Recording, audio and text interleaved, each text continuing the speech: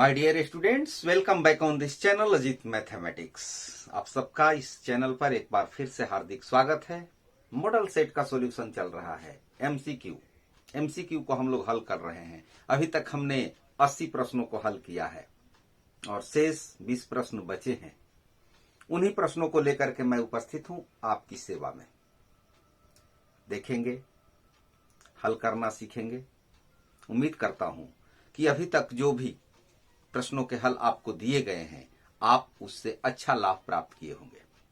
आगे भी आपके लिए ऐसे ही प्रश्नों की व्यवस्था मेरी तरफ से रहेगी और आपको कम से कम समय में उन प्रश्नों को हल करने का अभ्यास हो जाएगा। आइए सीखते हैं इन प्रश्नों को। लेकिन इससे पूर्व यदि आपने इस चैनल को सब्सक्राइब नहीं किया है तो प्लीज अवश्य कर लें। बेल आइकन का बटन दबा दें ताकि आने वाले क्लास का नोटिफिकेशन आप सबसे पहले प्राप्त कर सकें। तो देखते हैं इन प्रश्नों को। Question number 81, sine 20 degree minus cos 70 degree is equal to what.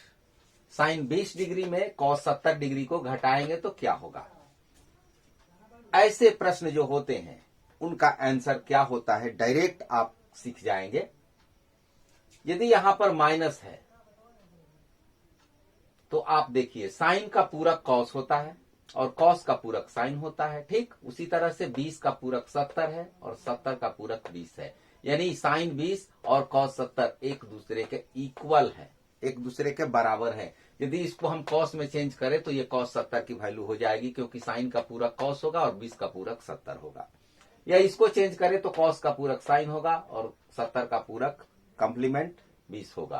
तो ये दोनों इक्वल है। जब बीच में माइनस है तो इक्वल में इक्वल घटानेंगे तो क्या होगा, 0 होगा। यदि यहां पर उसी तरह के प्रश्न हो, यहां साइन की जगह यहां भी साइन दे दे और यहां गुणा दे दे, मल्टीप्लीकेशन दे, वैसी परिस्थिति में 1 होता है। दोनों सेम हो और केवल कोणों में अंतर हो, कोण एक दूसरे के कॉम्प्लीमेंट हो तो 1 होता है। डिवीजन में 1 होता है। 1 minus cos 4a, 1 minus cos two the power 4a।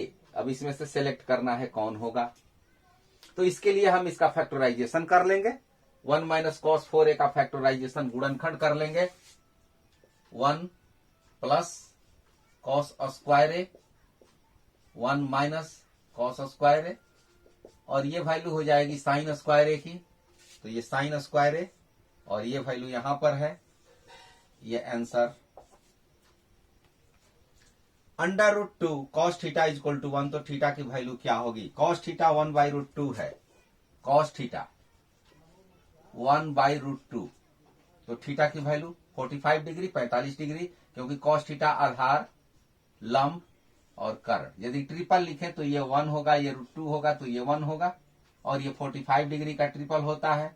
ये डायरेक्ट मान यदि आपको याद है तो ये थीटा की वैल्यू 45 डिग्री आप सेलेक्ट कीजिए।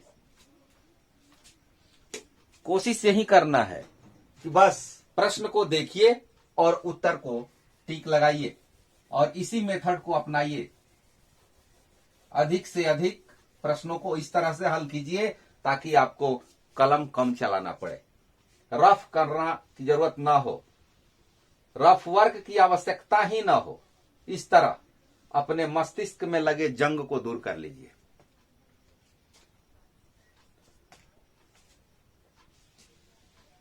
क्वेश्चन नंबर 84, यदि आपने पहले के क्लासेस को देखा होगा, त्रिकोणमिति के वीडियोस को देखा होगा, या और भी जो क्लासेस रेगुलर दिए गए थे शुरू में उनको देखा होगा, तो आप इन प्रश्नों का उत्तर दे सकते हैं। tan theta equal to p/q। वैसे तो tan theta equal to p/q दिया हुआ है, तो यहां पर ट्रायंगल कन्वर्ट करेंगे, ट्रायंगल बना करके लंब आधार कर्ण का मान निकालेंगे, तब cos थीटा sin थीटा और वैल्यू रख करके हल करेंगे। लेकिन नहीं, सीधे डायरेक्ट आंसर आप सीधे लिखिए। कैसे लिखेंगे, tan थीटा p/q, ये क्या होता है, tan थीटा साइन थीटा बटा cos थीटा होता है।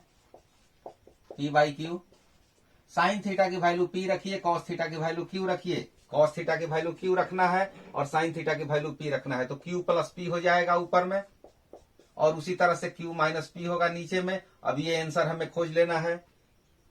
Q plus P, Q minus P, B is right answer.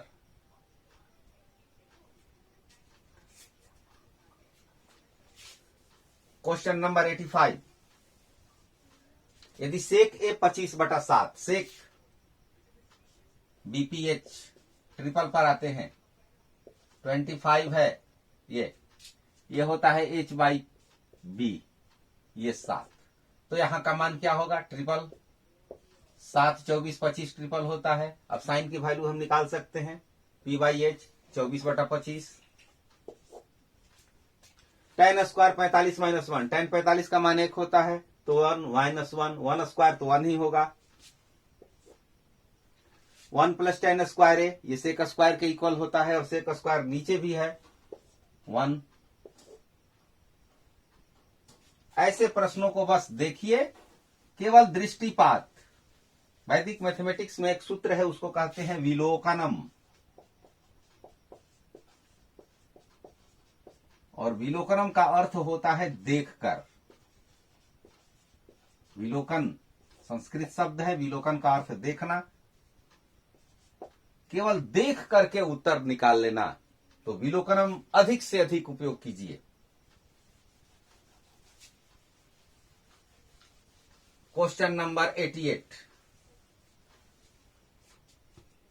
त्रिभुज एबीसी में डी और ई, AB और AC पर इस प्रकार हैं कि DE पैरेलल BC। ट्रायंगल बना लीजिए, समझने के लिए जरूरत तो है नहीं, लेकिन बना लिया जाए। और DE BC के पैरेलल है, तो AD/BD बराबर AE/C होगा। AD/BD ये कितना है? 4/5 है। और AE की वैल्यू पूछ रहा है, इसकी वैल्यू पूछ रहा है, ये टोटल वैल्यू 18 है। ये 4 और 5 कितना होगा? 9 होगा, तो इसका ये डबल हो रहा है, तो इसका ये डबल होगा, 4 दूना 8। 4 और 5 ये अनुपात जोड़ रहे हैं, 4 और 5 जोड़ रहे हैं, तो ये 9 होगा।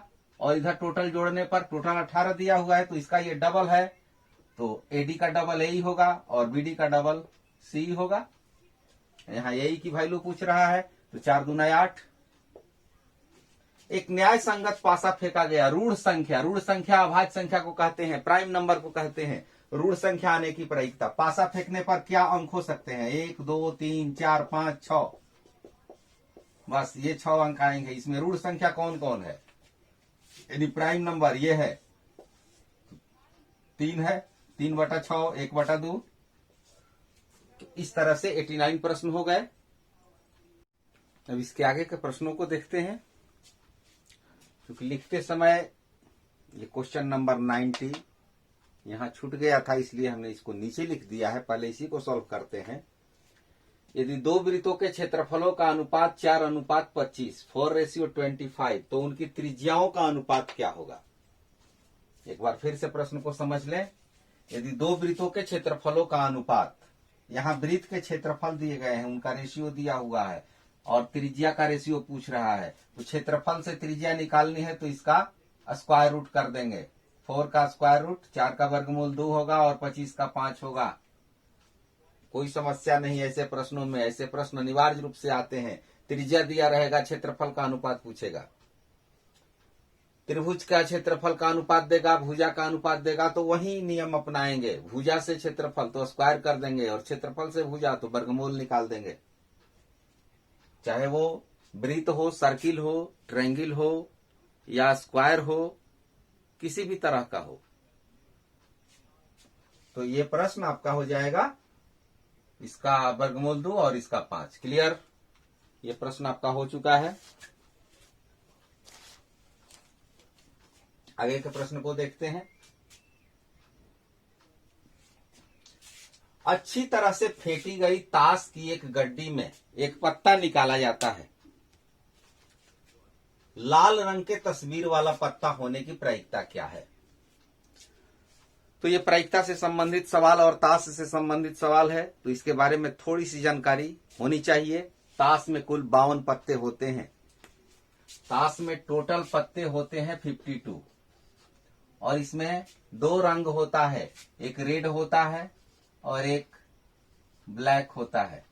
तो 26 हो गए, रेड और 26 हो गए ब्लैक। और इसमें तस्वीर वाला पत्ता जिसको फेस कार्ड के नाम से जानते हैं, तो फेस कार्ड के अंतर्गत आता है JKQ, जैक, किंग और क्वीन। ये 3 पत्ते जो होते हैं वो फेस कार्ड के होते हैं। और इसमें लाल पान, हुकुम, ईंट और चिड़ी 4 होते हैं। लाल पान और ईंट लाल रंग में आता है और चिड़ी, हुकुम ब्लैक में आता है। तो रेड का भी होगा ये 3, लाल पान का 3 होगा और ईंट का भी 3 होगा। तो कुल मिलाकर के ये 6 हो जाएंगे, ईंट का और लाल पान का। तो कुल मिलाकर के ये 6 हो जाएंगे फेस कार्ड। टोटल पत्ते हो गए 52, 6/52। इसको कटा देंगे, 3/26 कहीं है। तो इस तरह से इसके बारे में हम बनाते हैं। किसी बंटन का माध्य और माध्यक दिया हुआ है, माध्य और माध्यक दिया हुआ है, बहुलक निकालना है। ये फॉर्मूला काम करता है, कार्ल पियर्सन का दिया हुआ फॉर्मूला। बहुलक को MO मोड, 3 गुणा माध्यक मेडियन, 2 गुणा समांतर माध्य अर्थमेटिक मीन माध्य। ये फॉर्मूला होता है बहुलक मोड 3 इंटू मेडियन माध्यक -2 इंटू मीन।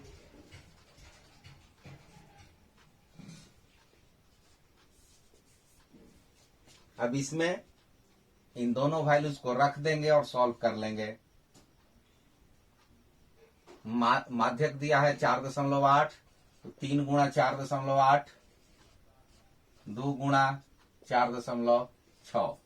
आप गुणा करके घटा लेंगे और इस आंसर तक पहुंच जाएंगे। इनका जब आप गुणा करेंगे तो होगा 14.4 और इसका गुणा करेंगे तो होगा 9.2। इसमें से इसको घटाएंगे तो ये आपका आंसर होगा। इसको जो हल किया गया मल्टीप्लीकेशन करके 3 into 4.8 minus 2 into 4.6 is equal to 14.4 minus 9.2 and result is 5.2। तो क्या कोई और आसान तरीका हो सकता है इस कैलकुलेशन को हल करने के लिए? सोच सकते हैं, गुणा ना करना पड़े। जी हाँ, वैदिक मैथमेटिक्स इसकी पूरी सुविधा देता है और वो उसमें एक डिजिट सम का फॉर्मूला है। 16वां सूत्र है वो, समुच्चय गुणितः गुणक समुच्चय। अंग्रेजी में उसको डिजिट सम के नाम से जानते हैं। तो डिजिट सम क्या होता है, इसके बारे में वैदिक मैथमेटिक्स के क्लास में हमने बताया है। आइए एक बार फिर सीखते हैं इसको। डिजिट सम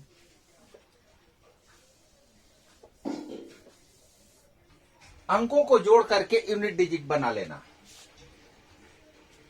4 और 8 जोड़ेंगे तो कितना होगा? 12 होगा। और इसको जोड़ेंगे 2 1 3 हो जाएगा। ये मन में जोड़ा जा सकता है कि 4 और 8 12, 12 का जोड़ेंगे तो 3। और यहां पर डिजिट सम 4 6 10, 10 को जोड़ेंगे तो 1 होगा। अब इस डिजिट सम से इस यूनिट डिजिट से यूनिट डिजिट का गुणा करेंगे, इस यूनिट डिजिट से इस यूनिट डिजिट का गुणा करेंगे तो ये 3 गुणा 3 हो गया 9 और 2 गुणा 1 हो गया 2 और ये रिजल्ट हुआ 7। अब 7 इसमें किसका डिजिट सम होगा? तो 7 डिजिट सम इसी का होगा, 5.2 का। 5 और 2 जोड़ने पर 7 होगा। तो डिजिट सम की सहायता से भी हम इस आंसर तक आसानी से और सरलता पूर्वक हम पहुंच सकते हैं, एकदम स्पष्ट तरीका से। लेकिन वैदिक मैथमेटिक्स जैसा कि नाम है, जैसा कि उसका गुण है, एक नहीं अनेक तरीके उसमें है, खजाना है। वो एक सूत्र होता है अंत्योरेव और उसको अंग्रेजी में हम कहते हैं यूनिट डिजिट।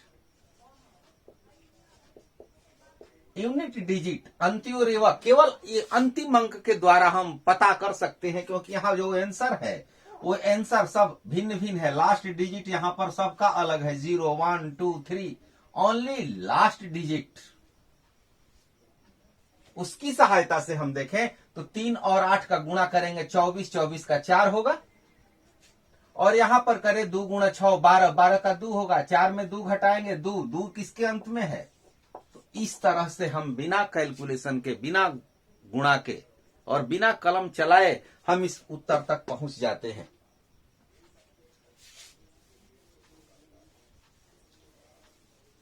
अगला प्रश्न, मेडियन निकालना है। प्रेक्षण 8 12 7 14 6 13 15, इसका माध्यक, माध्यक मेडियन। तो माध्यक के बारे में जानते हैं कि माध्यक जो सबसे बीच में होता है। तो यहां पर टोटल नंबर कितने हैं, 1 2 3 4 5 6 7, 7 अंक हैं। तो 7 में 3 इधर हो जाएंगे, 3 इधर हो जाएंगे, बीच में जो बच जाएगा। तो सबसे छोटे से शुरुआत करें, 6 6, उसके बाद 7 और तब 8, और 3 छोड़ना है, और तो बड़े से शुरुआत करें, 15 14 13, बच गया ये 12।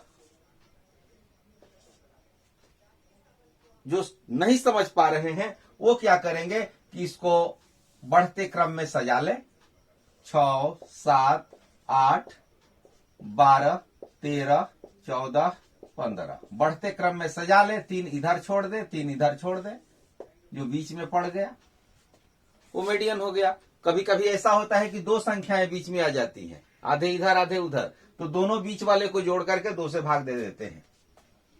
माध्यक का 3 गुना और माध्य का 2 गुना का अंतर बराबर होता है। अभी इसके बारे में ऊपर वाले प्रश्न में चर्चा की गई थी। यह बहुलक का सूत्र होता है, बहुलक बराबर 3 गुणे माध्यक घटाओ 2 गुणे माध्य, लिखा गया था, यह प्रश्न हो चुका है।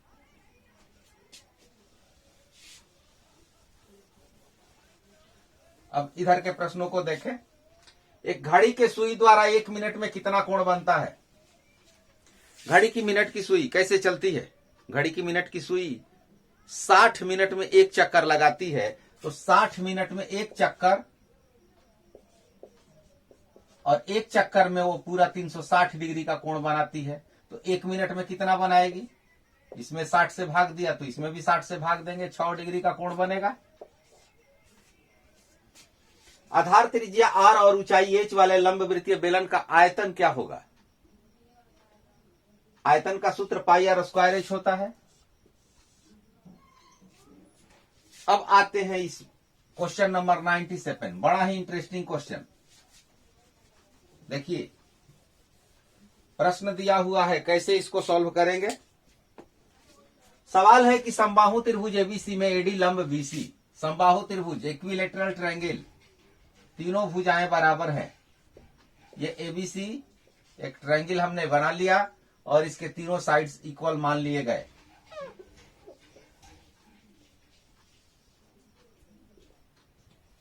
साथ ही कहता है कि एडी लंब, एडी परपेंडिकुलर बीसी, ए से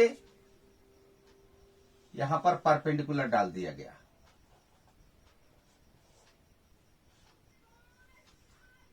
और यह है इक्विलेटरल ट्रायंगल पूरा। तो तीनों साइड्स बराबर होंगे तो तीनों एंगल भी इसके इक्वल होंगे। ये एंगल कितना होगा, 60 डिग्री का होगा, ये 90 हुआ, और ये पूरा 60, तो ये 30 हो जाएगा। छोड़ दीजिए, 30 की जरूरत नहीं है, केवल यहां पर हम एंगल ले लिए 60 डिग्री। अब हमें इसमें से कौन सा रिलेशन सही है उसके बारे में बताना है। एडी स्क्वायर और डीसी स्क्वायर के बीच में क्या रिलेशन होगा। इसके लिए सबसे आसान तरीका, जहां तक मेरा अनुमान है, हम यदि त्रिकोणमिति वाला ट्रिपल यहां पर यूज करें, क्योंकि एंगल है यहां पर, और ये राइट एंगल ट्रायंगल हो रहा है। ये जब लंब डाला गया तो ये समकोण त्रिभुज हो रहा है। तो हम यहाँ ट्रिपल का यूज कर सकते हैं। 60 डिग्री का ट्रिपल ले ले, तो 60 डिग्री का ट्रिपल कितना होता है, 1√3, और ये 1 होगा, ये √3 होगा, और ये 2 होगा, 1√3 2। अब एडी की वैल्यू यदि √3 है, एडी की वैल्यू √3 है, और एडी और डीसी का हमें निकालना है कि एडी स्क्वायर किसके बराबर होगा। तो एडी और डीसी का, एडी और सीडी इनका रेशियो लें तो मिलेगा √3/1। स्क्वायर करेंगे, एडी स्क्वायर करेंगे तो इधर होगा 3 और सीडी स्क्वायर से मल्टीप्लाई होगा तो AD square = 3CD square. Are त्रिज्या वाले अर्धगोले का वक्र पृष्ठीय क्षेत्रफल क्या होगा? अर्धगोले का वक्र पृष्ठीय क्षेत्रफल 2πr²। ये फॉर्मूला याद है आपको? नहीं याद हो तो याद कर लीजिए। यदि यहां पर संपूर्ण पृष्ठ देता तो 3πr² होता। Question number 99। दी गई आकृति में ओ वृत्त का केंद्र है और AOC बराबर 130 degree, AOC 130 degree. Then find the value of कोण OAC। ये एंगल हमको फाइंड करना है। ये सेंटर हो गया और ये OA और OC रेडियस हो गए। तो ये सेंटर पर जो एंगल बना है 130, ये ट्रायंगल AOC, इसके दो साइड्स इक्वल हैं तो ये दो एंगल इक्वल होंगे और ये दो एंगल, इनका योग कितना होगा 180 में इसको घटाने पर? तो 180 में यदि हम 130 घटाएं तो 50 डिग्री बचेगा और 50 डिग्री का आधा आधा ये हो जाएगा अर्थात 25। तो 25 डिग्री अगर यदि इसमें कहीं है तो देख लें, 65, 50, 130, इनमें से कोई नहीं, यानी 25 डिग्री यदि होता तो हो जाता आंसर। 14 का मिलान चिन्ह क्या है? टैलीमार्क्स, टैलीमार्क, ये सांख्यिकी का प्रश्न है। ये तो रोमन में लिखा हुआ है, ये नहीं होगा। यहां पर यदि गिने तो 5 इसको मानते हैं, 5, 5, 5, 15 हो गया, ये नहीं होगा। ये 5, 5, 3, 13 हुआ, ये भी नहीं होगा। 5, 5, 4, 5, 5, 10, 4, 14, ये होगा। तो इस तरह आपके 100 प्रश्न पूरे हुए जो मॉडल सेट में जारी किए गए हैं गवर्नमेंट के द्वारा, बिहार विद्यालय परीक्षा समिति के द्वारा दिए गए ये प्रश्न है। एक प्रश्न मैंने अपनी तरफ से लिखा है और बड़ा ही इंपॉर्टेंट प्रश्न ये। यदि किसी वर्ग की भुजा 50% बढ़ा दी जाती है तो क्षेत्रफल में कितनी वृद्धि होगी? वर्ग की भुजा हो, घन त्रिभुज की भुजा हो या वृत्त की त्रिज्या हो, कोई भी 2 डायमेंशनल हो जहां पर क्षेत्रफल की जरूरत है, तो उसकी भुजा या त्रिज्या इसको 50% इंक्रीज किया जाता है तो उसके एरिया में कितना इंक्रीमेंट होगा? ऐसे प्रश्नों के लिए यदि आप जनरल तरीके से बनाएं, सामान्य तरीके से जो कन्वेंशनल मेथड में बताए गए हैं, तो बहुत लंबे चौड़े समय और श्रम की जरूरत पड़ती है। लेकिन सीधे यहां पर यूज करेंगे हम वैदिक गणित का सूत्र अनुरूपीण अनुपात के द्वारा और बिल्कुल आसानी तरीके से। कैसे बनाते हैं ये देख लीजिए। वर्ग की भुजा, तो मान लिया जाए कि वर्ग की भुजा 10 है, इसको हम मान लें भुजा। जब भुजा 10 होगा तो क्षेत्रफल कितना होगा? इसका स्क्वायर हो जाएगा, भुजा का स्क्वायर होगा क्षेत्रफल, तो क्षेत्रफल 100 हो जाएगा। भुजा 10 तो क्षेत्रफल,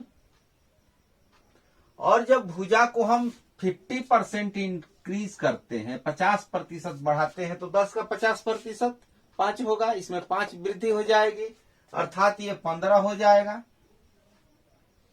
तो इसका स्क्वायर कर देंगे तो 225, यदि भुजा 15 है तो 225 हो जाएगा क्षेत्रफल। अब यहां देख ले कि कितना इंक्रीमेंट हुआ, क्योंकि क्षेत्रफल में वृद्धि होगी प्रतिशत में। यहां परसेंट इंक्रीमेंट सवाल में पूछता है, तो परसेंट जब भी निकालते हैं परसेंट 100 में, तो 100 में कितनी की वृद्धि हो रही है? 125 की वृद्धि हो रही है और इस तरह से ये हमारा 125% ये आंसर होगा। लेकिन यदि इसको बनाने चलिएगा तो पूरा ये बोर्ड भर जाएगा। तो इस तरह से प्रश्नों को आपको हल करना है और मुझे पूरा विश्वास है कि आप मेहनत करेंगे, मेरा पूरा सहयोग आपके साथ रहेगा और आप अच्छे अंक प्राप्त करेंगे, अच्छी कामयाबी, अच्छे ज्ञान आपको मिलेंगे। यदि अच्छा लगे, ये सब मेथड्स अच्छे लगे तो प्लीज लाइक करें और यही मेरी शुभकामना है आपके लिए। Thank you, best of luck.